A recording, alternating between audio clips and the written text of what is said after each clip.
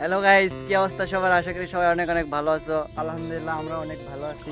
তো আজকে আসছি আমরা তিন বন্ধু, বন্ধু বললে ভুল হবে কারণ এটা আমাদের বড় ভাই, কিন্তু তিনি আমাদের সাথে একদম বন্ধুর মতো ব্যবহার করে। এরকম বড় ভাই লাইফে পাওয়া অনেক জটিল বলা যায়। তো বড় ভাইয়ের প্রতি দোয়া ও ভালোবাসা রইলো। ভাইয়া আমাদেরকে এত সুন্দর একটি পরিবেশ উপহার দিছে। দেখেন গাইস, ও করতে থাকেন আমাদের সাথে পদ্মবিলের সৌন্দর্য। ধন্যবাদ।